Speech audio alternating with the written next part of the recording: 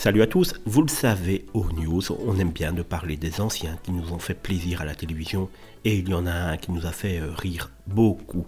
C'est Simon Berryer, dit Sim en effet. Comment le classer? Il n'était ni acteur, ni humoriste, ni chanteur, ni parolier, ni écrivain. Pourtant c'est ce que renseigne sa page Wikipédia. Il était né le 21 juillet 1926 à Cauterets et il est mort le 6 septembre 2009 à Fréjus d'un cancer du poumon qui avait provoqué une pneumonie et il était hospitalisé depuis plusieurs jours quand il est mort d'une embolie pulmonaire, donc à 83 ans.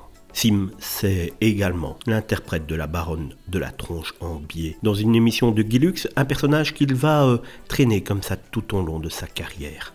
Il va jouer dans beaucoup de films français. Pour les plus jeunes, Sim, c'était le rôle d'Agé Canonix, le petit vieux du village gaulois dans Astérix et Obélix aux Jeux Olympiques, un personnage qu'il avait déjà interprété en 1999 dans Astérix et Obélix contre César.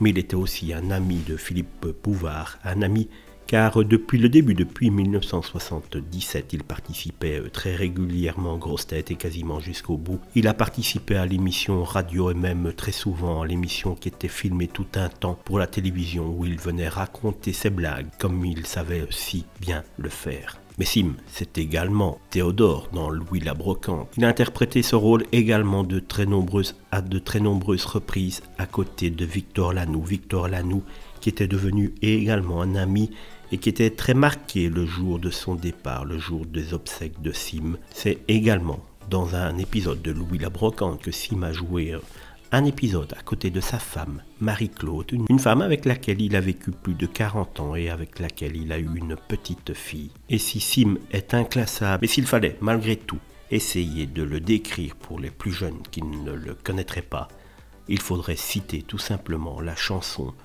Où est ma chemise grise qu'il a reprise avec Patrick Topalov, qui est une parodie de la chanson de Grise, qui caractérise parfaitement, je trouve, ce que Sim était et surtout ce qu'était la télévision à cette époque-là, c'est-à-dire quelque chose où on ne se prenait pas la tête comme en 2023 et où l'humour était très régulièrement à l'écran.